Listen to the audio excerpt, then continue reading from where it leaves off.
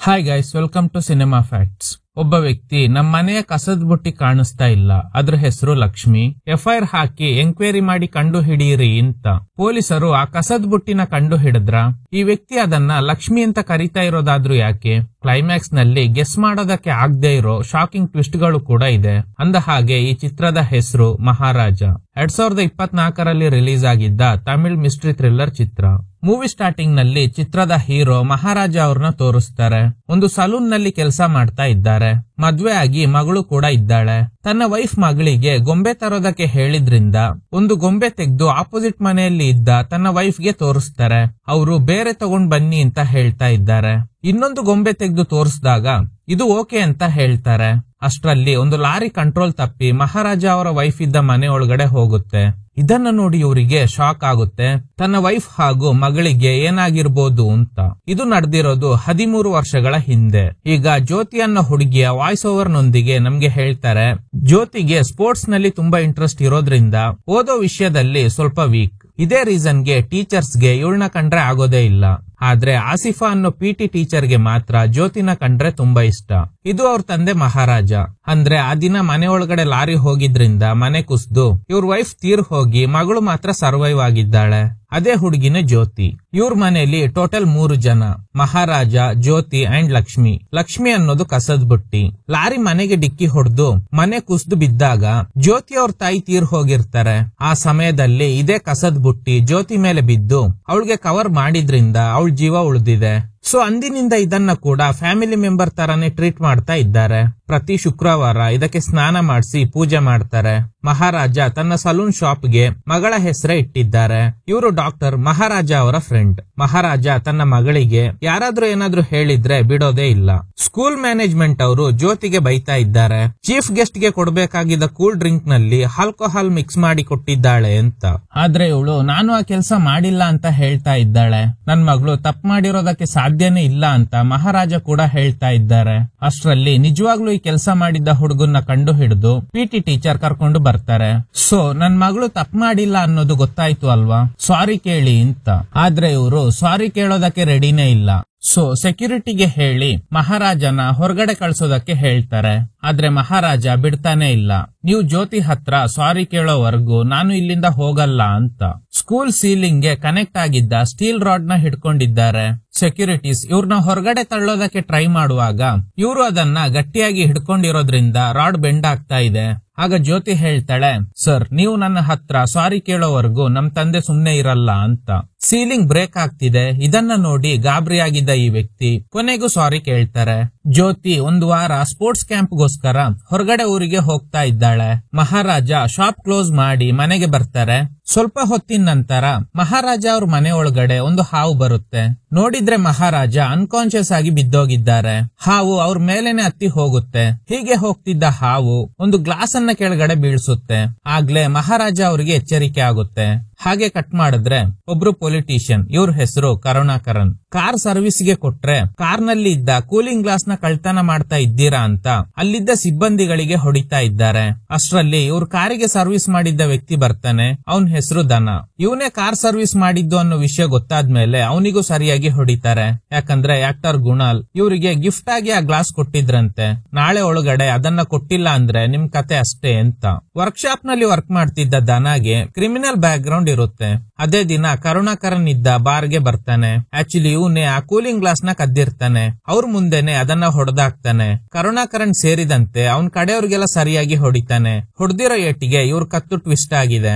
ಈ ಕಡೆ ಮಹಾರಾಜ ಸ್ಟೇಷನ್ ಗೆ ಬಂದಿದ್ದಾರೆ. ಕಂಪ್ಲೇಂಟ್ ಏನಂದ್ರೆ ನಿನ್ನೆ ರಾತ್ರಿ ಶಾಪ್ ಕ್ಲೋಸ್ ಮಾಡಿ ಮನೆಗ್ ಬಂದೆ. ಡೋರ್ ಓಪನ್ ಮಾಡಿ ಮನೆ ಒಳಗಡೆ ಹೋದೆ. ಆಗ ಏನೋ ಶಬ್ದ ಕೇಳ್ತು. ಇಬ್ರು ಮಾಸ್ಕ್ ಹಾಕಿದ್ರು. ಅದ್ರಲ್ಲಿ ಒಬ್ಬ ಹಿಂದೆಯಿಂದ ಬಂದ. ನಾನು ಕಿರ್ಚೋದಕ್ಕೆ ಟ್ರೈ ಮಾಡಿದಾಗ ನನ್ ಬಾಯಿ ಮುಚ್ಚಿ ಗಟ್ಟಿಯಾಗಿ ಹಿಡ್ಕೊಂಡ. ನಾನು ಅವನ್ ಕೈ ಕಚ್ಬಿಟ್ಟೆ. ತಕ್ಷಣ 3ನೇ ವ್ಯಕ್ತಿ ಹಾಲ್ ನಲ್ಲಿ ಹೈಡ್ ಆಗಿದ್ದ. ಅವನು ಓಡ್ ಬಂದು ರಾಡ್ ಇಂದ ನನ್ ಕಿವಿಗೆ ಹೊಡೆದು ಬಿಟ್ಟ. ನಾನು ಅನ್ಕಾನ್ಶಿಯಸ್ ಆಗಿ ಬಿದ್ದ ಮೇಲೆ ಆ 3 ಜನ ನನ್ ಮೇಲೆ ನಿರಂತರವಾಗಿ ಅಟ್ಯಾಕ್ ಮಾಡಿದ್ರು. ಆಮೇಲೆ ನನ್ ಲಕ್ಷ್ಮಿನ ಎತ್ಕೊಂಡು ಹೋಗ್ಬಿಟ್ರು. ನೀವೇ ಕಂಡು ಹಿಡಿಬೇಕು ಅಂತ. ಲಕ್ಷ್ಮಿ ಅಂದ್ರೆ ಚಿನ್ನ ಅಲ್ವಾ, ಅಲ್ಲ ಸರ್. ಹಾಗಾದ್ರೆ ನಿನ್ ವೈಫಾ?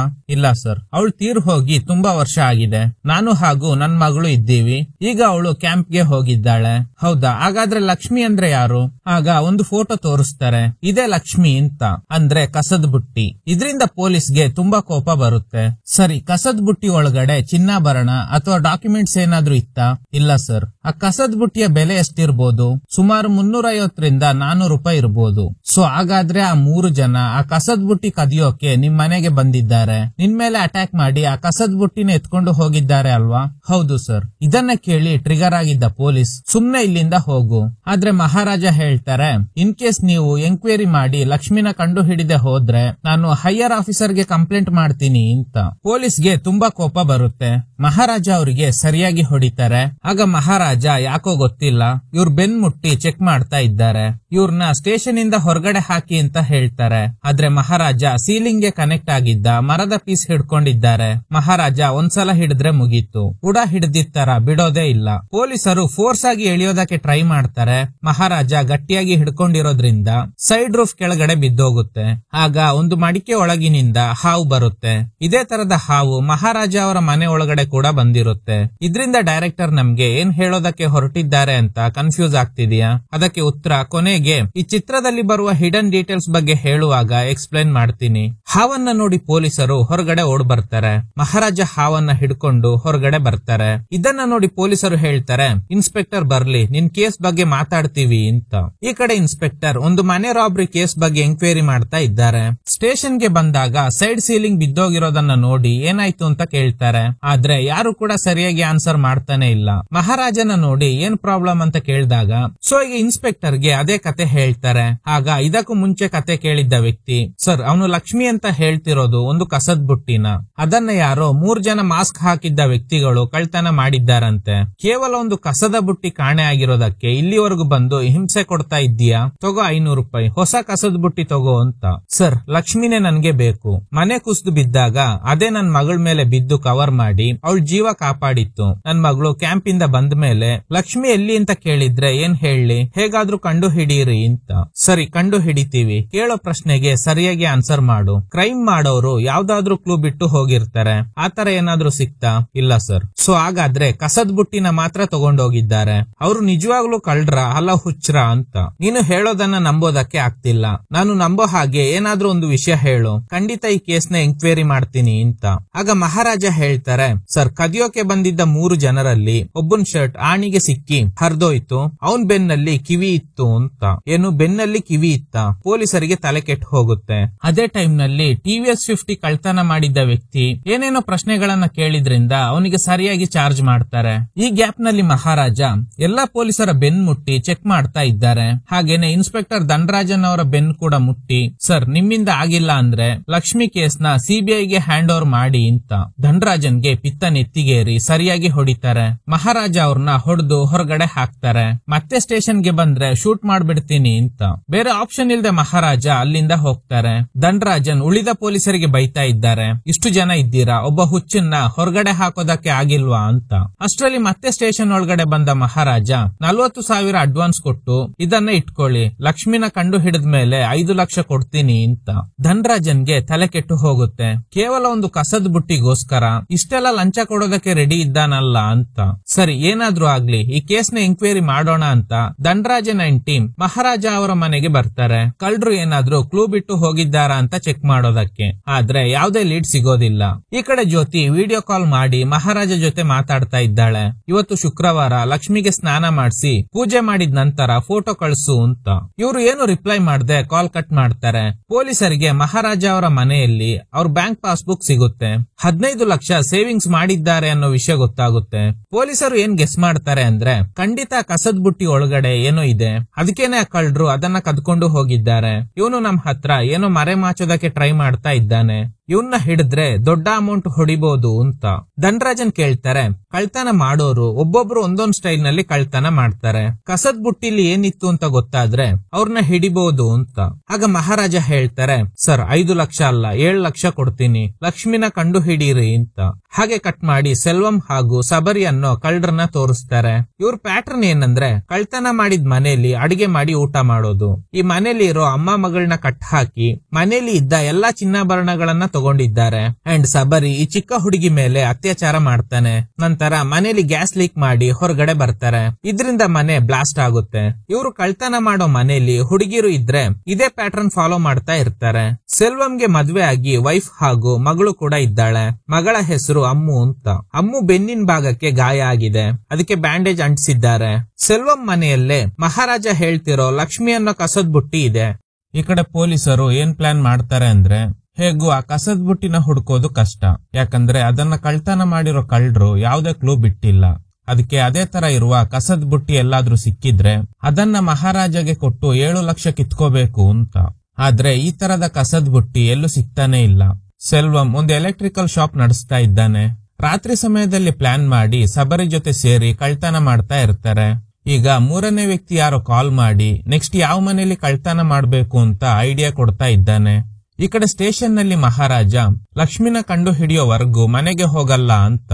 ಅದಕ್ಕೆ ಸ್ಟೇಷನ್ ನಲ್ಲೇ ಇದ್ದಾರೆ. ಪೊಲೀಸರು ಮಹಾರಾಜ ಕೈಯಲ್ಲಿ ಗಾಡಿ ಕ್ಲೀನ್ ಮಾಡಿಸೋದು, ಟೀ ಕಾಫಿ ತರೋದಕ್ಕೆ ಹೇಳೋದು, ಹೀಗೆಲ್ಲ ಕೆಲಸ ಮಾಡಿಸ್ತಾ ಇದ್ದಾರೆ. ಕಟ್ ಮಾಡಿದ್ರೆ ಸೆಲ್ವಂ ಹಾಗೂ ಸಬರಿ ಎಂದಿನಂತೆ ಒಂದ್ ಮನೆಯಲ್ಲಿ ಕಳ್ತನ ಮಾಡಿ ಅದೇ ಮನೆಯಲ್ಲೇ ಊಟ ಮಾಡ್ತಾ ಇದ್ದಾರೆ. ಮನೆಯವ್ರನ್ನೆಲ್ಲ ಒಂದು ಕಡೆ ಕಟ್ ಹಾಕಿದ್ದಾರೆ. ಸ್ಲ್ಯಾಬ್ ಮೇಲೆ ಇದ್ದ ಹಳೆ ವಸ್ತುಗಳನ್ನ ತೆಗೆಯುವಾಗ ಅದು ಅಮ್ಮು ಮೇಲೆ ಬಿದ್ದು ಈ ಗಾಯ ಆಗಿರುತ್ತೆ. ಈ ಕಡೆ ಜ್ಯೋತಿ ಮಹಾರಾಜ ಅವ್ರಿಗೆ ವಿಡಿಯೋ ಕಾಲ್ ಮಾಡಿ ನಿನ್ನೆ 2 ಸಲ ಕಾಲ್ ಮಾಡಿದಾಗ ಯಾಕೆ ಪಿಕ್ ಮಾಡಿಲ್ಲ, ಲಕ್ಷ್ಮಿ ಫೋಟೋ ತೆಗೆದು ಕಳ್ಸೋದಕ್ಕೆ ಹೇಳಿದ್ದೆ ಅಲ್ವಾ, ಯಾಕೆ ಕಳ್ಸಿಲ್ಲ ಅಂತ. ಅದಕ್ಕೆ ಇವರು ಏನು ರಿಪ್ಲೈ ಮಾಡ್ತಿಲ್ಲ. ಪೊಲೀಸರಿಗೆ ಇದೇ ತರದ ಕಸದ ಬುಟ್ಟಿ ಸಿಗ್ತಾನೆ ಇಲ್ಲ. ಆಗ ನಲ್ಲಶಿವಂ ಅನ್ನೋ ಪೊಲೀಸ್ ಇನ್ಫಾರ್ಮರ್ ಬರ್ತಾರೆ. ಇನ್ಸ್ಪೆಕ್ಟರ್ ನಲ್ಲಶಿವಂ ಪಕ್ಕದಲ್ಲೇ ಇರೋ ವಿಷಯ ಗೊತ್ತಾಗಿ ಅವರಿಗೆ ಹೇಳ್ತಾರೆ, ನನ್ಗೆ ಈ ಕೇಸ್ ವಿಷಯವಾಗಿ ಒಂದು ಕಸದ ಬುಟ್ಟಿ ಬೇಕು. ನಿನ್ಗೆ ಅವರು ಫೋಟೋ ತೋರ್ಸಿರ್ಬೋದು, ನನ್ಗೆ ಅದೇ ತರದ ಕಸದ ಬುಟ್ಟಿ ಬೇಕು ಅಂತ.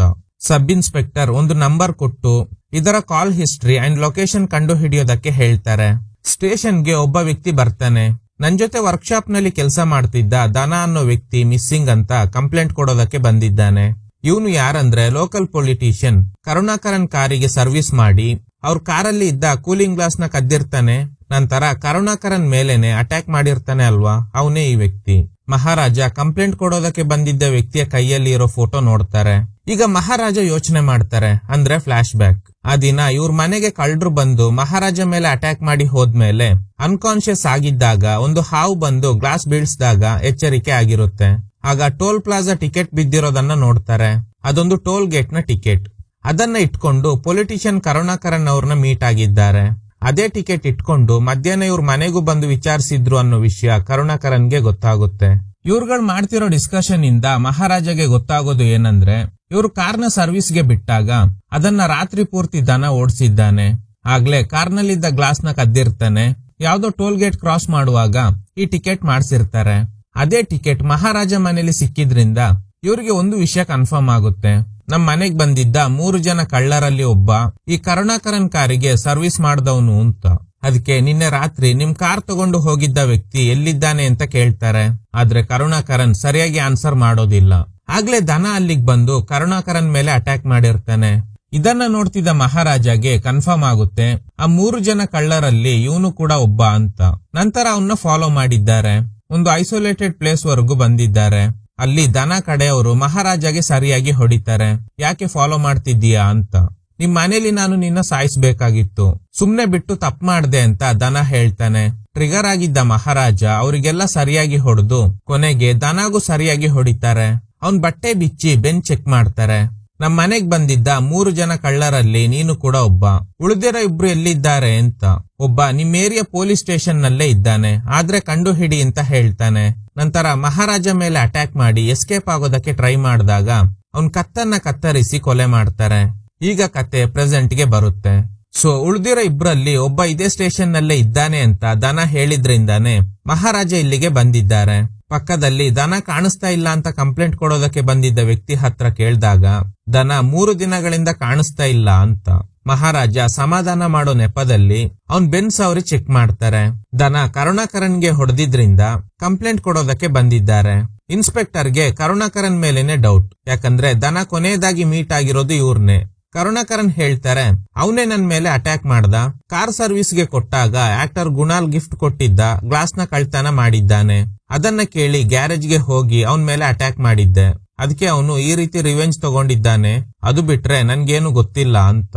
ಬೇರೆ ಏನಾದ್ರೂ ನೆನ್ಪಿದ್ಯಾ ಅಂತ ಕೇಳ್ದಾಗ, ಆ ದಿನ ದನ ಬಾರ್ಗೆ ಬರೋದಕ್ಕೂ ಮುಂಚೆ ಒಬ್ಬ ಅವನ್ ಬಗ್ಗೆ ಬಂದು ವಿಚಾರಿಸ್ತಾ ಇದ್ದ, ಆದ್ರೆ ಅವನ ಹೆಸರು ನೆನ್ಪಿಲ್ಲ ಅಂತ. ಹೊರಗಡೆ ಮಹಾರಾಜ ಇವನ್ ಕಡೆನೆ ನೋಡ್ತಾ ಇದ್ದಾರೆ. ನನ್ ಹೆಸರು ಹೇಳ್ಬಿಟ್ರೆ ನನ್ನಿಂದನೇ ದನ ಕೊಲೆ ಆಗಿರೋ ವಿಷಯ ಪೊಲೀಸರಿಗೆ ಗೊತ್ತಾಗುತ್ತೆ ಅಂತ. ಕರುಣಾಕರನ್ ಕತ್ತಿಗೆ ಪೆಟ್ಟಾಗಿ ಟ್ವಿಸ್ಟ್ ಆಗಿರೋದ್ರಿಂದ ಒಂದೇ ಕಡೆನೆ ಕತ್ತಿ ಇಟ್ಕೊಂಡು ಇರ್ಬೇಕು. ಅದಕ್ಕೆ ಸ್ಟೇಷನ್ ನಲ್ಲಿ ಮಹಾರಾಜ ಪಕ್ಕದಲ್ಲೇ ಇದ್ರೂನು ನೋಡೋದಕ್ಕೆ ಆಗ್ತಿಲ್ಲ. ಇನ್ಸ್ಪೆಕ್ಟರ್ ಹೇಳ್ತಾರೆ, ದನ ನಂಬರ್ ನ ಕಾಲ್ ಲೊಕೇಶನ್ ಹಾಗೂ ಕಾಲ್ ಹಿಸ್ಟ್ರಿನ ಚೆಕ್ ಮಾಡಿ ಅಂತ. ಈ ಕಡೆ ಅದೇ ತರದ ಕಸದ್ ಬುಟ್ಟಿ ಇವರಿಗೆ ಸಿಗ್ತಾನೆ ಇಲ್ಲ. ಅದಕ್ಕೆ ಒಬ್ಬ ವ್ಯಕ್ತಿಗೆ ಹೇಳಿ ಇದೇ ತರದ ಕಸದ್ ಬುಟ್ಟಿನ ರೆಡಿ ಮಾಡಿ ಅಂತ ಹೇಳ್ತಾರೆ. ಹಾಗೆ ಕಟ್ ಮಾಡಿ ಸೆಲ್ವಂ ತನ್ನ ಮಗಳಿಗೆ ಸದ್ಯದಲ್ಲೇ ಬರ್ಡೇ ಇರೋದ್ರಿಂದ ಒಂದು ಚಿನ್ನದ ಸರ ಪರ್ಚೇಸ್ ಮಾಡೋದಕ್ಕೆ ಬಂದಿದ್ದಾರೆ. ಕೊನೆಗೊಂದು ಡಿಸೈನ್ ನೋಡಿ ಇದೇ ತರನೇ ರೆಡಿ ಮಾಡಿ ಅಂತ ಆರ್ಡರ್ ಕೊಟ್ಟು ಹೋಗ್ತಾರೆ. ಸೆಲ್ವಂಗೆ ತನ್ನ ಮಗಳು ಅಮ್ಮು ಅಂದ್ರೆ ತುಂಬಾ ಇಷ್ಟ. ಆರ್ಡರ್ ಕೊಟ್ಟಿದ್ದ ಸರ ಸಿಕ್ಕಿದೆ. ವೈಫ್ ಕಾಲ್ ಮಾಡಿ ತುಂಬಾ ಜನ ಮಗಳ ಬರ್ಡೇಗೆ ಬರ್ತಾ ಇದ್ದಾರೆ, ಸ್ವಲ್ಪ ಬಿಯರ್ ಟ್ರಿಮ್ ಮಾಡ್ಕೊಂಡು ಬಾ ಅಂತ. ಅದಕ್ಕೆ ಸೆಲ್ವಂ ನೇರವಾಗಿ ಮಹಾರಾಜ ಅವರ ಸಲೂನ್ಗೆ ಬರ್ತಾರೆ. ಇಲ್ಲಿ ಮಹಾರಾಜ ಅವರ ಲುಕ್ ನೋಡಿದ್ರೆ ಗೊತ್ತಾಗುತ್ತೆ ಇದು ನಡೀತಾ ಇರೋದು 13 ವರ್ಷಗಳ ಹಿಂದೆ. ಮಹಾರಾಜನೇ ಸೆಲ್ವಂಗೆ ಟ್ರಿಮ್ ಮಾಡ್ತಾರೆ. ಆಗ ಟ್ರಿಮ್ಮರ್ ನಲ್ಲಿ ಬ್ಯಾಟರಿ ಡೌನ್ ಆಗಿದ್ರಿಂದ ಅದನ್ನ ತರೋದಕ್ಕೆ ಹೊರಗಡೆ ಹೋಗ್ತಾರೆ. ಸೊ ಶಾಪ್ ನಲ್ಲಿ ಇರೋದು ಸೆಲ್ವಂ ಮಾತ್ರ. ಆಗ ಸಬರಿ ಕಾಲ್ ಮಾಡಿ ಹೇಳ್ತಾನೆ, ಪೇಪರ್ ನಲ್ಲಿ ನಾವು ಕಳ್ತನ ಮಾಡಿರೋ ವಿಷಯ ಪಬ್ಲಿಷ್ ಆಗಿದೆ ಅಂತ. ಇದರಲ್ಲಿ ಮೆನ್ಷನ್ ಆಗಿರೋ ವರ್ಷ 2009. ಅಂದ್ರೆ ಇದು ನಡೀತಾ ಇರೋದು 2009 ಟೈಮ್ ಲೈನ್ ನಲ್ಲಿ. ಇವರು ಇದುವರೆಗೂ ಮಾಡಿರೋ ಕಳ್ತನ, ಅತ್ಯಾಚಾರ ಇದ್ರ ಬಗ್ಗೆ ಎಲ್ಲ ಮೆನ್ಷನ್ ಆಗಿದೆ.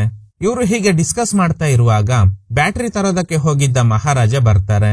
ನಾವು ಇಷ್ಟೊತ್ತು ಮಾತಾಡಿದ್ದನ್ನ ಇವನು ಕೇಳಿಸ್ಕೊಂಡಿರ್ಬೋದು ಅಂತ ಸೆಲ್ವಂಗೆ ಭಯ ಆಗುತ್ತೆ. ಸೆಲ್ವಂ ಮನೆಗ್ ಬಂದು ಡಲ್ ಆಗಿ ಇದ್ದಾರೆ. ಯಾಕಂದ್ರೆ ಸಬರಿ ಜೊತೆ ಮಾತಾಡಿದ್ದನ್ನ ಮಹಾರಾಜ ಕೇಳಿಸ್ಕೊಂಡಿರ್ಬೋದು. ಅದು ಅಲ್ಲದೆ ನಾವು ಮಾಡಿರೋ ಕ್ರೈಮ್ ಬಗ್ಗೆ ಪಬ್ಲಿಷ್ ಆಗಿದ್ದ ನ್ಯೂಸ್ ಪೇಪರ್ ನನ್ನ ಕೈಯಲ್ಲಿ ಇರೋದನ್ನ ಕೂಡ ಮಹಾರಾಜ ನೋಡಿದ್ರು.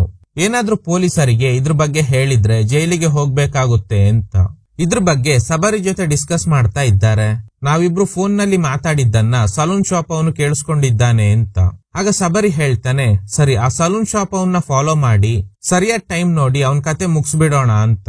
ಅಷ್ಟರಲ್ಲಿ ಸೆಲ್ವಂ ವೈಫ್ ಹೇಳ್ತಾರೆ, ಮಗಳಿಗೆ ನೀವು ತಂದಿದ್ದ ಸರ ಎಲ್ಲಿ ಅಂತ. ಬ್ಯಾಗ್ ನಲ್ಲಿ ಚೆಕ್ ಮಾಡಿದಾಗ ಅಲ್ಲಿ ಇರೋದಿಲ್ಲ. ಹಾಗೆ ಕಟ್ ಮಾಡಿ ಮಹಾರಾಜ ಅವರ ಸಲೂನ್ ತೋರಿಸ್ತಾರೆ. ಸೆಲ್ವಂ ಟ್ರಿಮ್ ಮಾಡೋದಕ್ಕೆ ಬಂದಾಗ ಆ ಸರ ಇಲ್ಲೇ ಬಿಟ್ಟು ಹೋಗಿರ್ತಾರೆ. ಅದನ್ನ ಕೊಡೋದಕ್ಕೆ ಮಹಾರಾಜ ಸೆಲ್ವಂ ಮನೆ ಹತ್ರ ಬರ್ತಾ ಇದ್ದಾರೆ. ಸರ ಎಲ್ಲೋಯ್ತು ಅಂತ ಇವರು ಟೆನ್ಷನ್ ಆಗಿದ್ದಾರೆ. ಅಷ್ಟರಲ್ಲಿ ಮಹಾರಾಜ ಸೆಲ್ವಂ ಮನೆ ಹತ್ರ ಬರ್ತಾರೆ. ಅದೇ ಸಮಯಕ್ಕೆ ಪೊಲೀಸರು ಕೂಡ ಬರ್ತಾರೆ. ಸೆಲ್ವಂಗೆ ಸರಿಯಾಗಿ ಹೊಡಿತಾ ಇದ್ದಾರೆ. ಎಷ್ಟೋ ಮನೆ ಕಳ್ತನ ಮಾಡಿ, ಎಷ್ಟೋ ಚಿಕ್ಕ ಹುಡುಗಿರ್ ಮೇಲೆ ಅತ್ಯಾಚಾರ ಮಾಡಿ ಅವ್ರ ಲೈಫ್ ನ ಹಾಳು ಮಾಡಿದ್ದೀರಾ ಅಂತ. ಸೆಲ್ವಂ ವೈಫ್ಗೆ ಗಾಬರಿ ಆಗ್ತಿದೆ, ಏನ್ ಹೇಳ್ತಿದ್ದಾರೆ ಇವರೆಲ್ಲ ಅಂತ. ಸಬರಿ ಪೊಲೀಸ್ ಮೇಲೆನೆ ಅಟ್ಯಾಕ್ ಮಾಡಿ ಅವನ್ ಹತ್ರ ಇದ್ದ ಗನ್ನಿಂದ ಅವ್ರಿಗೆ ಹೆದರ್ಸೋದಕ್ಕೆ ಟ್ರೈ ಮಾಡ್ತಾನೆ. ಇದರಿಂದ ಪೊಲೀಸರು ಸಬರಿಗೆ ಶೂಟ್ ಮಾಡ್ತಾರೆ. ಸೊ ಸೆಲ್ವಂ ವೈಫ್ಗೆ ಕನ್ಫರ್ಮ್ ಆಗುತ್ತೆ ಇಷ್ಟು ದಿನ ಸಬರಿ ಜೊತೆ ಸೇರಿ ತುಂಬಾ ಮನೆಗಳಲ್ಲಿ ಕಳ್ತನ ಮಾಡಿದ್ದಾರೆ ಅಂತ.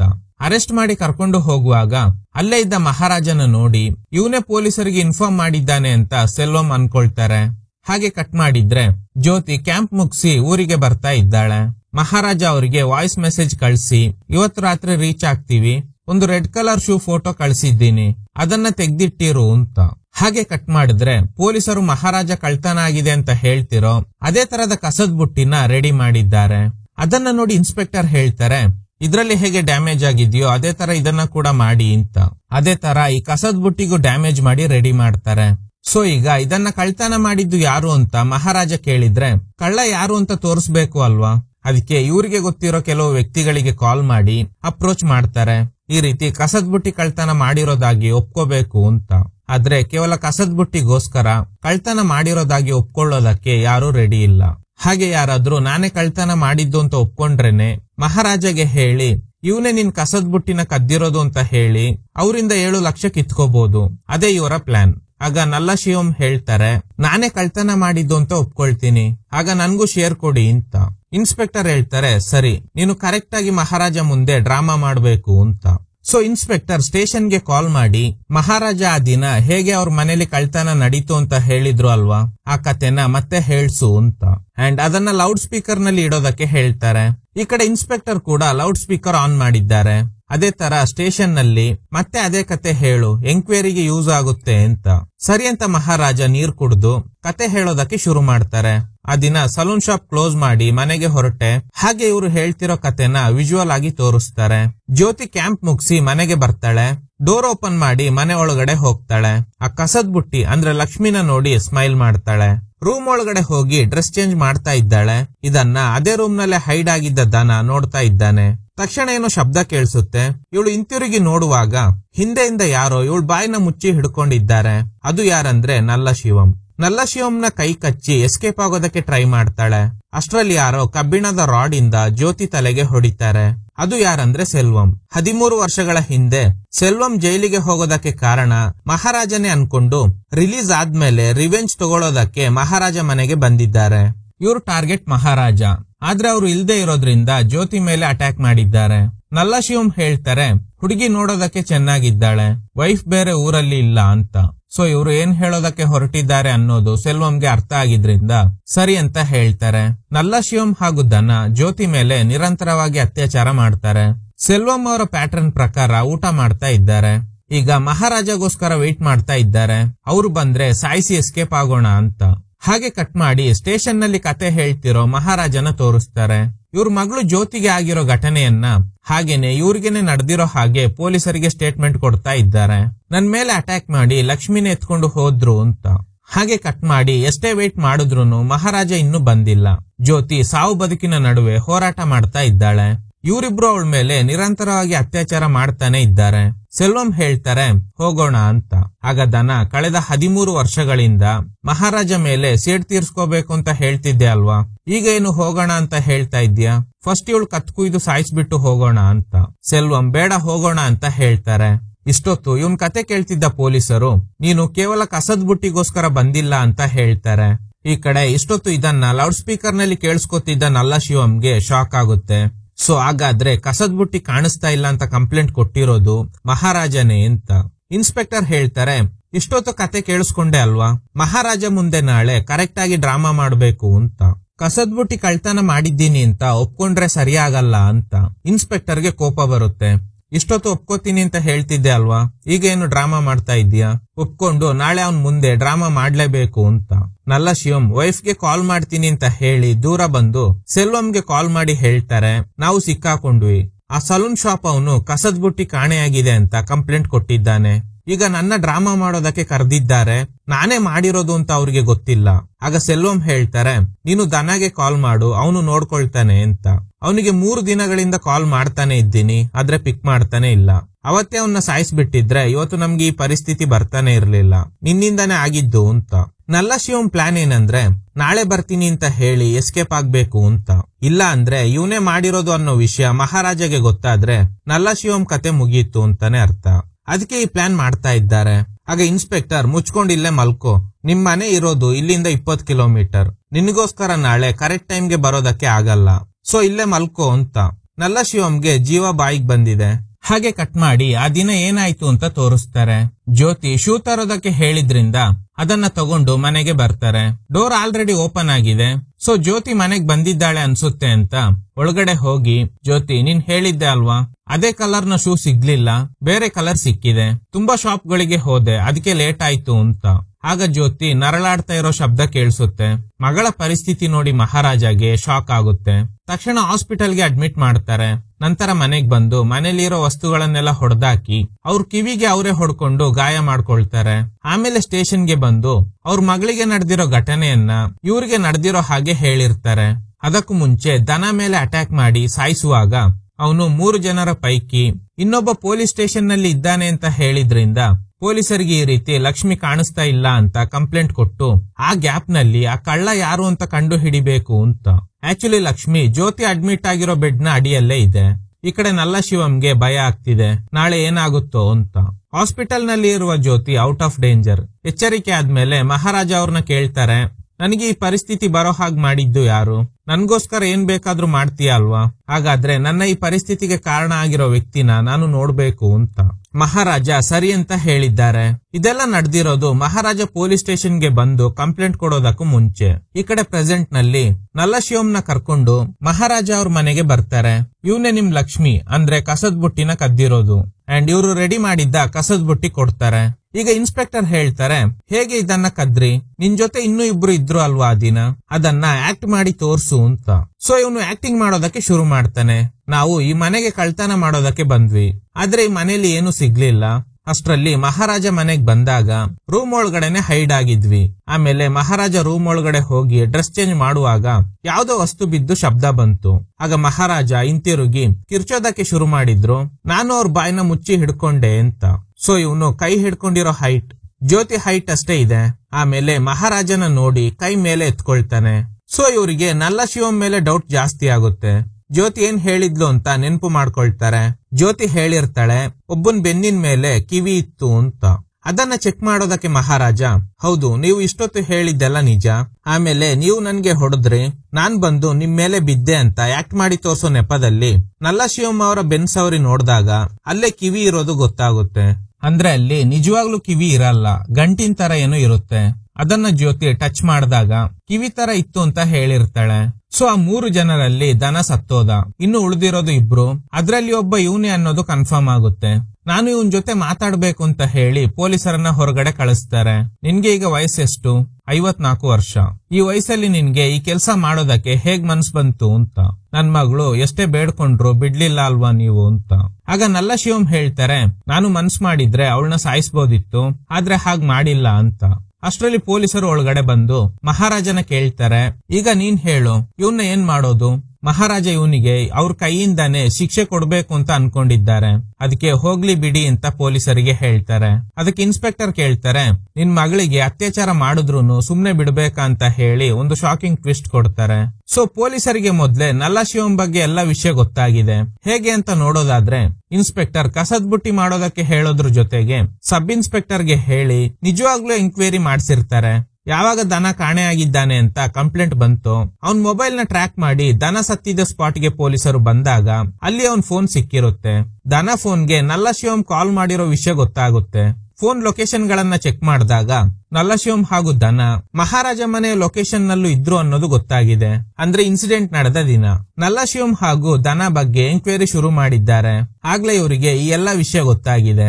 ನೆಕ್ಸ್ಟ್ ಜ್ಯೋತಿ ಇರೋ ಹಾಸ್ಪಿಟಲ್ಗೆ ಹೋಗ್ತಾರೆ. ನಲ್ಲಶಿವಂ ನಾನೇ ಕಳ್ತನ ಮಾಡಿದ್ದು ಅಂತ ಒಪ್ಕೊಳ್ತೀನಿ ಅಂತ ಹೇಳಿದಾಗ ಬೇಕು ಅಂತ ಇನ್ಸ್ಪೆಕ್ಟರ್ ಫೋನ್ ನಲ್ಲಿ ಮಹಾರಾಜ ಸ್ಟೋರಿನ ಹೇಳಿಸಿದಾಗ ಇವನ್ ರಿಯಾಕ್ಷನ್ ನೋಡಿ ಗೊತ್ತಾಗಿರುತ್ತೆ ನಲ್ಲಶಿವಂ ಸರಿ ಇಲ್ಲ ಅಂತ. ಪ್ರೆಸೆಂಟ್ ನಲ್ಲಿ ಇನ್ಸ್ಪೆಕ್ಟರ್ ಮಹಾರಾಜ ಕೈಗೆ ಕತ್ತಿ ಕೊಟ್ಟು ಅವನ್ ಕತೆ ಮುಗ್ಸು ಅಂತ ಹೇಳಿ ಹೊರಗಡೆ ಬರ್ತಾರೆ.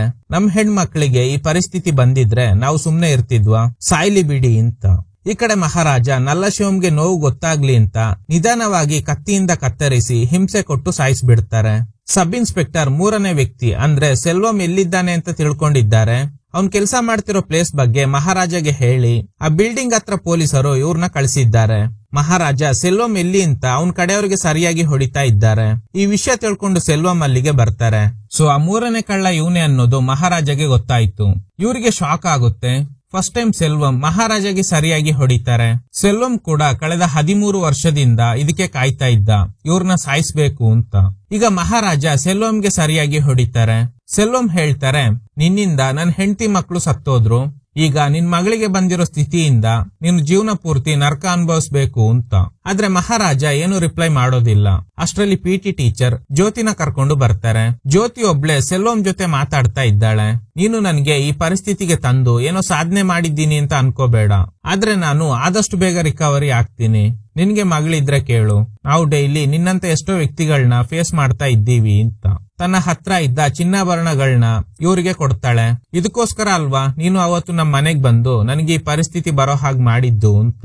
ಆದ್ರೆ ನಾನು ಬಂದಿದ್ದು ಕಳ್ತನ ಮಾಡೋದಕ್ಕೆ ಅಲ್ಲ ಅಂತ ಸೆಲ್ವಂ ನಗ್ತಾ ಇದ್ದಾರೆ.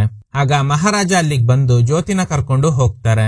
ಸೆಲ್ವಂ ತನ್ನ ಮುಂದೆ ಜ್ಯೋತಿ ಬಿಸಾಡಿದ್ದ ಚಿನ್ನಾಭರಣಗಳಲ್ಲಿ ಒಂದನ್ನ ಮಾತ್ರ ಗುರುತು ಹಿಡಿತಾರೆ. ಇವರಿಗೆ ಸ್ವಲ್ಪ ಗಾಬರಿ ಆಗುತ್ತೆ. ಅದು ಬೇರೆ ಯಾವುದು ಅಲ್ಲ, ತನ್ನ ಮಗಳಿಗೋಸ್ಕರ ಪರ್ಚೇಸ್ ಮಾಡಿದ್ದ ಸರ. ಈಗ ಒಂದು ಫ್ಲಾಶ್ ಬ್ಯಾಕ್. ಸೆಲ್ವಂ ಅರೆಸ್ಟ್ ಆಗಿ ಜೈಲಿಗೆ ಹೋದ್ಮೇಲೆ ಮಹಾರಾಜ ತನ್ನ ಹೆಂಡತಿ ಹಾಗೂ ಮಗಳ ಜೊತೆ ಸೆಲ್ವಂ ಅವರ ವೈಫ್ ಈಗ ಇರುವ ಮನೆಗೆ ಬಂದಿರ್ತಾರೆ. ಇವರಿಗೆ ಸೇರ್ಬೇಕಾದ ಸರ ವಾಪಸ್ ಕೊಟ್ಟು ಹೋಗೋಣ ಅಂತ. ಸೆಲ್ವಂನ ವೈಫ್ ಅವರು ಮೊದಲು ಇದ್ದ ಪ್ಲೇಸ್ ನ ಬಿಟ್ಟು ಬೇರೆ ಕಡೆ ಶಿಫ್ಟ್ ಆಗಿದ್ದಾರೆ. ನನ್ಗೆ ಈ ಸರ ಬೇಡ, ನನ್ನಂತ ಎಷ್ಟೋ ಹೆಣ್ಮಕ್ಳ ಜೀವನನ ಹಾಳು ಮಾಡಿ ಈ ಸರ ಮಾಡಿಸಿದ್ದಾರೆ ಅನ್ಸುತ್ತೆ, ಅದಕ್ಕೆ ನೀವೇ ಇದನ್ನ ದೇವಸ್ಥಾನದ ಹುಂಡಿಗೆ ಹಾಕ್ಬಿಡಿ ಅಂತ. ಆಗ ಮಹಾರಾಜ ಅವರ ವೈಫ್ ಮಹಾರಾಜಗೆ ಹೇಳ್ತಾರೆ, ಇವ್ರ ಮನೆ ಆಪೋಸಿಟ್ ನಲ್ಲಿ ಇರುವ ಫ್ಯಾನ್ಸಿ ಶಾಪ್ ಗೆ ಹೋಗಿ ಮಗಳಿಗೆ ಒಂದು ಗೊಂಬೆ ತಗೊಂಡ್ ಬನ್ನಿ ಅಂತ. ಸೊ ಮಹಾರಾಜ ಗೊಂಬೆ ತರೋದಕ್ಕೆ ಹೋಗುವಾಗ್ಲೇ ಒಂದು ಲಾರಿ ಕಂಟ್ರೋಲ್ ತಪ್ಪಿ ತನ್ನ ಹೆಂಡತಿ ಮಗಳು ಹಾಗೂ ಸೆಲ್ವಂ ಅವರ ಹೆಂಡತಿ ಮಗಳು ಇದ್ದ ಮನೆಗೆ ಹೋಗಿ ಡಿಕ್ಕಿ ಹೊಡೆಯುತ್ತೆ. ಇದರಿಂದ ಮಹಾರಾಜನ್ ಹೆಂಡತಿ ಮಗಳು ಜೊತೆಗೆ ಸೆಲ್ವಂ ಅವರ ಹೆಂಡತಿ ಕೂಡ ಸತ್ತೋಗಿದ್ದಾರೆ. ಮೂವಿ ಸ್ಟಾರ್ಟಿಂಗ್ ನಲ್ಲೇ ಈ ಸೀನ್ ತೋರಿಸಿರ್ತಾರೆ. ಈ ಆಕ್ಸಿಡೆಂಟ್ ನಲ್ಲಿ ಮಹಾರಾಜ ಅವರ ಹೆಂಡತಿ ಮಗಳು ಇಬ್ರು ಸತ್ತೋಗಿರ್ತಾರೆ. ಉಳಿದಿರೋದು ಸೆಲ್ವಂ ಅವರ ಮಗಳು ಮಾತ್ರ. ಅವ್ರ ಮನೇಲಿ ಇದ್ದ ಕಸದ ಬುಟ್ಟಿ ಈ ಮಗುನ ಸೇವ್ ಮಾಡಿರುತ್ತೆ. ಅದಕ್ಕೆ ಫಸ್ಟ್ ಸೆಲ್ವಂ ಮನೇಲೆ ಈ ಡಸ್ಟ್ ಬಿನ್ ಇರೋ ತರ ತೋರಿಸಿರ್ತಾರೆ. ಸೊ ಮಹಾರಾಜ ತನ್ನ ಫ್ಯಾಮಿಲಿನ ಕಳ್ಕೊಂಡ್ರು ಸೆಲ್ವಂ ಮಗಳನ್ನ ತನ್ನ ಮಗಳ ತರ ಚೆನ್ನಾಗಿ ಬೆಳೆಸಿರ್ತಾರೆ. ಅದೇ ಹುಡುಗಿನೇ ಈಗ ಇರೋ ಜ್ಯೋತಿ. ಸೆಲ್ವಂಗೆ ಜ್ಯೋತಿನೇ ತನ್ನ ಮಗಳು ಅಂತ ಗೊತ್ತಿಲ್ಲದೆ ಅವಳಿಗೆ ಸರಿಯಾಗಿ ಹೊಡೆದು ದನ ಹಾಗೂ ನಲ್ಲ ಶಿವಂಗೆ ಅವಳ ಮೇಲೆ ಅತ್ಯಾಚಾರ ಮಾಡೋದಕ್ಕೆ ಕಳಿಸಿರ್ತಾರೆ. ಸೆಲ್ವಂ ಜೈಲಿನಿಂದ ರಿಲೀಸ್ ಆದಾಗ ತನ್ನ ವೈಫ್ ಹಾಗೂ ಮಗಳಿಗೋಸ್ಕರ ಹುಡುಕಿರ್ತಾರೆ. ಆಗ ಅವರಿಬ್ರು ಆಕ್ಸಿಡೆಂಟ್ ನಲ್ಲಿ ಸತ್ತೋದ್ರು ಅನ್ನೋ ವಿಷಯ ಗೊತ್ತಾಗಿದೆ. ಮಗಳು ಕೂಡ ಸತ್ತೋಗಿದ್ದಾಳೆ ಅಂತ ಅನ್ಕೊಂಡಿದ್ರು. ಆದ್ರೆ ಈಗ ಈ ಸರ ನೋಡ್ತಾರೆ. ಜೊತೆಗೆ ಮಹಾರಾಜ ಜ್ಯೋತಿನ ಕರ್ಕೊಂಡು ಹೋಗ್ತಿರುವಾಗ ಇವಳು ಬೆನ್ನಿನ ಮೇಲೆ ಇರೋ ಗಾಯದ ಗುರುತು ನೋಡ್ತಾರೆ. ಅಂದ್ರೆ ಸೆಲ್ವಂ ಮಗಳು ಚಿಕ್ಕವಳಿದ್ದಾಗ ಆ ಗಾಯ ಆಗಿರುತ್ತೆ. ಈಗ್ಲೂ ಆ ಮಾರ್ಕ್ ಇದೆ. ಸೊ ಈಗ ಸೆಲ್ವಂಗೆ ಗೊತ್ತಾಗುತ್ತೆ ಜ್ಯೋತಿ ಬೇರೆ ಯಾರು ಅಲ್ಲ, ನನ್ ಮಗಳು ಅಮ್ಮು ಅಂತ. ತುಂಬಾ ಅಳ್ತಾ ಮಹಾರಾಜನ್ನ ಮತ್ತೆ ಕರೆದು ಕಾಲು ಹಿಡ್ಕೊಂಡು ಬೇಡ್ಕೊಳ್ತಾ ಇದ್ದಾರೆ. ನನ್ ಮಗಳನ್ನ ನೋಡ್ಬೇಕು, ನಾನು ಅವ್ರ ತಂದೆ ಅಂತ ಹೇಳೋದಿಲ್ಲ, ದಯವಿಟ್ಟು ಕರಿ ಅಂತ. ಅವಳು ನನ್ ಮಗಳು ಅಂತ ಹೇಳಿ ಮಹಾರಾಜ ಅಲ್ಲಿಂದ ಹೋಗ್ತಾರೆ. ಸೆಲ್ವಂಗೆ ತನ್ನ ತಪ್ಪಿನ ಅರಿವಾಗಿ ಅಲ್ಲಿಂದ ಬಿದ್ದು ಸೂಸೈಡ್ ಮಾಡ್ಕೊಳ್ತಾರೆ. ಸೊ ಈಗ ಅರ್ಥ ಆಗದೆ ಇರೋರ್ಗೆ ಇನ್ನೊಂದ್ಸಲ ಹೇಳ್ತೀನಿ, ಇದು ನಾನ್ ಲೀನಿಯರ್ ಸ್ಟೈಲ್ ನಲ್ಲೇ ಹೇಳಿರೋದ್ರಿಂದ ಸ್ವಲ್ಪ ಕನ್ಫ್ಯೂಸ್ ಆಗುತ್ತೆ ಇದು ಯಾವ ಟೈಮ್ ಲೈನ್ ನಲ್ಲಿ ನಡೀತಾ ಇದೆ ಅಂತ. ಫಸ್ಟ್ ಸೆಲ್ವಂ ಹಾಗೂ ಶಬರಿ ಸೇರಿ ಕಳ್ತನ ಅತ್ಯಾಚಾರ ಎಲ್ಲ ಮಾಡಿರ್ತಾರೆ. ನಂತರ ತನ್ನ ಮಗಳಿಗೆ ಸರ ಮಾಡ್ಸಿರ್ತಾರೆ. ಅದನ್ನ ತಗೊಂಡು ಮಹಾರಾಜ ಅವ್ರ ಸಲೂನ್ಗೆ ಬಂದು ಟ್ರಿಮ್ ಮಾಡಿಸುವಾಗ ಸರ ಅಲ್ಲೇ ಬಿಟ್ಟು ಹೋಗಿರ್ತಾರೆ. ಇಲ್ಲಿ ಇವರು ಶಬರಿ ಜೊತೆ ಮಾತಾಡುವಾಗ ಮಹಾರಾಜ ಇದನ್ನ ಕೇಳಿಸ್ಕೊಂಡಿರ್ಬೋದು ಅನ್ನೋ ಡೌಟ್ ಬಂದು ರಿಟರ್ನ್ ಮನೆಗ್ ಬಂದಾಗ ಮಹಾರಾಜನ್ನ ಕೊಲ್ಲೋ ಪ್ಲಾನ್ ಮಾಡಿರ್ತಾರೆ. ಆದ್ರೆ ಮಹಾರಾಜ ಸೆಲ್ವಂ ಬಿಟ್ಟು ಬಂದಿದ್ದ ಸರ ಕೊಡೋದಕ್ಕೆ ಬಂದಿರ್ತಾರೆ. ಹಿಂದೆನೆ ಪೊಲೀಸರು ಬಂದು ಸೆಲ್ವಂನ ಅರೆಸ್ಟ್ ಮಾಡ್ತಾರೆ. ಸೆಲ್ವಂಗೆ ಅನ್ಸುತ್ತೆ ಪೊಲೀಸರನ್ನ ಕರ್ಕೊಂಡ್ ಬಂದಿರೋದು ಮಹಾರಾಜನೇ ಅಂತ. ಸೆಲ್ವಂನ ಹೆಂಡತಿ ಶಿಫ್ಟ್ ಆಗಿರೋ ಮನೆಗೆ ಹೋಗಿ ಸರ ಕೊಡೋದಕ್ಕೆ ಹೋದಾಗ್ಲೇ ಈ ಆಕ್ಸಿಡೆಂಟ್ ನಡೆದಿದೆ. ಈ ಇನ್ಸಿಡೆಂಟ್ ನಲ್ಲಿ ಮಹಾರಾಜ ತನ್ನ ಹೆಂಡತಿ ಮಗಳನ್ನ ಕಳ್ಕೊಂಡ್ರು. ಕೊನೆಗೆ ಸೆಲ್ವಂ ಅವರ ಮಗಳು ಅಮ್ಮುಗೆ ಜ್ಯೋತಿ ಅಂತ ಹೆಸರಿಟ್ಟು ಸಾಕಿದ್ದಾರೆ. ಅವಳು ಪ್ರಾಣ ಉಳಿಸಿದ್ದ ಲಕ್ಷ್ಮಿ ಅಂದ್ರೆ ಜ್ಯೋತಿಗೆ ತುಂಬಾ ಇಷ್ಟ. ಈ ಆಕ್ಸಿಡೆಂಟ್ ವರೆಗೂ ನಡೆದಿರೋದು 13 ವರ್ಷದ ಹಿಂದೆ. ಮುಂದಿನ ಜ್ಯೋತಿ ಕ್ಯಾಂಪ್ಗೆ ಹೋಗಿ 1 ವಾರ ಕಳೆದು ರಿಟರ್ನ್ ಮನೆಗ್ ಬಂದಾಗ ಮನೇಲಿ ಆಲ್ರೆಡಿ ಸೆಲ್ವಂ ದನ ಹಾಗೂ ನಲ್ಲ ಶಿವಂ ಮಹಾರಾಜನ್ನ ಸಾಯಿಸೋದಕ್ಕೆ ಬಂದಿರ್ತಾರೆ. ನಂತರ ಏನಾಯ್ತು ಅಂತ ನಮ್ಗೆ ಗೊತ್ತೇ ಇದೆ. ಜ್ಯೋತಿಗೆ ಹೊಡೆದು ಅವಳ ಮೇಲೆ ಅತ್ಯಾಚಾರ ಮಾಡಿ ಹೋಗ್ತಾರೆ. ನಂತರ ಮಹಾರಾಜ ಇವಳನ್ನ ಹಾಸ್ಪಿಟಲ್ಗೆ ಸೇರಿಸಿ ತನ್ನ ಮಗಳಿಗೆ ಈ ಪರಿಸ್ಥಿತಿ ತಂದವ್ರನ್ನ ಬಿಡ್ಲೇಬಾರ್ದು ಅಂತ ಅವ್ರನ್ನ ಸಾಯಿಸ್ಲೇಬೇಕು ಅಂತ ಇವರೇ ಎಂಕ್ವೈರಿ ಶುರು ಮಾಡ್ತಾರೆ. ಮನೆಯಲ್ಲಿ ಟೋಲ್ ಪ್ಲಾಜಾ ಟಿಕೆಟ್ ಸಿಗುತ್ತೆ. ಅದರ ಮೂಲಕ ಕರುಣಾಕರನ್ನ ಹುಡ್ಕೊಂಡು ಹೋಗಿ ದನ ಅವ್ರನ್ನ ಕೂಡ ಫಾಲೋ ಮಾಡ್ಕೊಂಡು ಹೋಗಿರ್ತಾರೆ. ನಂತರ ಅವನ್ನ ಸಾಯಿಸ್ಬಿಡ್ತಾರೆ. ಅವನು ಸಾಯೋಕು ಮುಂಚೆ ಪೊಲೀಸ್ ಸ್ಟೇಷನ್ ನಲ್ಲಿ ಇನ್ನೊಬ್ಬ ಕಳ್ಳ ಇದ್ದಾನೆ ಅಂತ ಹೇಳಿದಾಗ ಇವರು ಕೂಡ ಪೊಲೀಸ್ ಸ್ಟೇಷನ್ ನಲ್ಲಿ ತುಂಬಾ ಹೊತ್ತು ಕಳೆಯೋದಕ್ಕೋಸ್ಕರ ಲಕ್ಷ್ಮಿ ಕಳೆದು ಹೋಗಿದ್ದಾಳೆ ಹುಡ್ಕೊಡಿ ಅಂತ ಸುಳ್ಳು ಕಂಪ್ಲೇಂಟ್ ಕೊಟ್ಟಿರ್ತಾರೆ. ಈ ಗ್ಯಾಪ್ ನಲ್ಲಿ ಒಬ್ಬೊಬ್ಬ ಪೊಲೀಸರ ಬೆನ್ ಮುಟ್ಟಿ ಯಾರ ಬೆನ್ನಿನ ಮೇಲೆ ಆ ಗಂಟಿನ ಗುರುತು ಇದೆ ಅಂತ ಚೆಕ್ ಮಾಡ್ತಾರೆ. ಆಮೇಲೆ ಇನ್ಸ್ಪೆಕ್ಟರ್ಗೆ ಲಂಚ ಕೊಟ್ಟು ಎಂಕ್ವೈರಿ ಮಾಡೋದಕ್ಕೆ ಹೇಳಿ ಆ ಗ್ಯಾಪ್ ನಲ್ಲಿ ಆ ಇನ್ನೊಬ್ಬ ಕಳ್ಳ ಯಾರು ಅಂತ ಸ್ಟೇಷನ್ ನಲ್ಲೇ ಇದ್ದು ಹುಡ್ಕೋದಕ್ಕೆ ಶುರು ಮಾಡಿದ್ದಾರೆ. ಪೊಲೀಸರು ಲಂಚ ತಗೊಂಡ್ರು ಆನೆಸ್ಟ್ ಆಗಿನೇ ಎಂಕ್ವೈರಿ ಮಾಡಿಸಿ ಮಹಾರಾಜ ಮಗಳು ಜ್ಯೋತಿಗೆ ಆಗಿರೋ ಇನ್ಸಿಡೆಂಟ್ ಬಗ್ಗೆ ತಿಳ್ಕೊಂಡಿರ್ತಾರೆ. ಆಮೇಲೆ ಪೊಲೀಸರು ಪ್ಲಾನ್ ಮಾಡಿ ನಲ್ಲ ಶಿವಂ ಕೂಡ ಭಾಗಿಯಾಗಿದ್ದ ಅನ್ನೋ ವಿಷಯ ಗೊತ್ತಾದ್ಮೇಲೆ ಮಹಾರಾಜನ ಹತ್ರ ಕರ್ಕೊಂಡ್ ಬಂದಿರ್ತಾರೆ. ನಲ್ಲ ಶಿವಂಗೆ ಅವರೇ ಶಿಕ್ಷೆ ಕೊಡ್ಲಿ ಅಂತ. ನಂತರ ಸೆಲ್ವಂ ಇರುವ ಅಡ್ರೆಸ್ ನ ಹುಡುಕಿ ಮಹಾರಾಜಗೆ ಹೇಳ್ತಾರೆ. ಅಲ್ಲೋಗಿ ಮಹಾರಾಜ ಸೆಲ್ವಂನ ಹುಡುಕಿ ಅವರಿಗೆ ಸರಿಯಾಗಿ ಹೊಡೆದು ಜ್ಯೋತಿನ ಅವ್ರ ಮುಂದೆ ಕೂರಿಸ್ತಾರೆ. ಜ್ಯೋತಿಗೆ ಸೆಲ್ವಂ ಅವ್ರ ತಂದೆ ಅಂತ ಗೊತ್ತಿಲ್ಲ. ಆದ್ರೆ ಸೆಲ್ವಂಗೆ ಜ್ಯೋತಿನೇ ನನ್ ಮಗಳು ಅನ್ನೋದು ಗೊತ್ತಿದೆ. ತನ್ನ ತಪ್ಪಿನ ಅರಿವಾಗಿ ಸೆಲ್ವಂ ಸೂಸೈಡ್ ಮಾಡ್ಕೊಳ್ತಾರೆ. ಇನ್ನು ಈ ಚಿತ್ರದಲ್ಲಿ ಇರುವ ಹಿಡನ್ ಡೀಟೇಲ್ಸ್ ನೋಡೋಣ. ಫಸ್ಟ್ ಈ ಮನೆ ರೋಡ್ ಸೈಡ್ ನಲ್ಲಿ ಸೆಲ್ವಂ ಅವರ ವೈಫ್ ಸ್ಟೇ ಆಗಿದ್ರಿಂದಾನೆ ಆ ಆಕ್ಸಿಡೆಂಟ್ ನಡೀತು. ಅದರಿಂದನೇ ಮಹಾರಾಜ ಐಸೋಲೇಟೆಡ್ ಪ್ಲೇಸ್ ನಲ್ಲಿ ಮನೆ ಮನೆ ಕಟ್ಟಿರ್ತಾರೆ. ಎರಡನೇದು ಹಾವು. ಮನೆಗ್ ಬಂದಿದ್ದ ಅದೇ ಹಾವು ಸ್ಟೇಷನ್ ನಲ್ಲೂ ಇರುತ್ತೆ. ಇದರ ಅರ್ಥ ಇವ್ರ ಮನೆಗೆ ಬಂದಿದ್ದ 3 ಜನ ಕಳ್ಳರ ಪೈಕಿ ಒಬ್ಬ ಸ್ಟೇಷನ್ ನಲ್ಲೇ ಇದ್ದಾನೆ ಅಂತ. ಅದಕ್ಕೆ 2 ಕಡೆ ಒಂದೇ ತರ ಹಾವು ಇರೋ ಹಾಗೆ ತೋರಿಸಿರ್ತಾರೆ. ಮೂರನೇದು ಮಹಾರಾಜ ಅವರು ಸ್ಟೇಷನ್ ನಲ್ಲಿ ಇರುವಾಗ ಜ್ಯೋತಿ ವಿಡಿಯೋ ಕಾಲ್ ನಲ್ಲಿ ಮಾತಾಡಿರೋ ಹಾಗೆ ತೋರಿಸಿರ್ತಾರೆ. ಆಕ್ಚುಲಿ ಅದು ಕೆಲವು ತಿಂಗಳುಗಳ ಹಿಂದೆ ಜ್ಯೋತಿ ಕ್ಯಾಂಪ್ ಗೆ ಹೋಗಿದ್ದಾಗ ಮಾಡಿದ ಕಾಲ್ಸ್ ಆಗಿರುತ್ತೆ.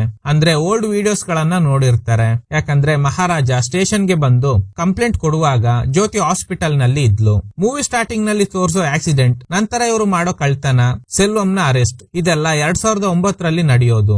ಮಹಾರಾಜ ಸ್ಟೇಷನ್ ಗೆ ಬಂದು ಕಂಪ್ಲೇಂಟ್ ಕೊಡೋದು ಪ್ರೆಸೆಂಟ್ ನಲ್ಲಿ ನಡೆಯೋದು. ಜ್ಯೋತಿ ಕ್ಯಾಂಪ್ ಗೆ ಹೋಗೋದು, ನಂತರ ವಿಡಿಯೋ ಕಾಲ್ ನಲ್ಲಿ ಮಾತಾಡೋದು, ಅವಳ ಮೇಲೆ ನಡೆಯೋ ಅಟ್ಯಾಕ್, ಇದೆಲ್ಲ ಮಹಾರಾಜ ಬಂದು ಸ್ಟೇಷನ್ ಗೆ ಕಂಪ್ಲೇಂಟ್ ಕೊಡೋದಕ್ಕೆ ಕೆಲವು ತಿಂಗಳುಗಳ ಹಿಂದೆ ನಡೆದಿರುತ್ತೆ. Okay guys, thanks for watching. ಈ ತರದ ಥ್ರಿಲ್ಲಿಂಗ್ ವಿಡಿಯೋಗಳಿಗಾಗಿ ನಮ್ಮ ಸಿನಿಮಾ ಫ್ಯಾಕ್ಟ್ ಚಾನೆಲ್ ನ ತಪ್ಪದೆ ಸಬ್ಸ್ಕ್ರೈಬ್ ಮಾಡಿ, ಪಕ್ಕದಲ್ಲಿರುವ ಬೆಲ್ ಐಕಾನ್ ಅನ್ನು ಪ್ರೆಸ್ ಮಾಡಿ ಆಲ್ ನೋಟಿಫಿಕೇಶನ್ ಗಳನ್ನ ಆನ್ ಮಾಡಿ ಇಟ್ಕೊಳ್ಳಿ.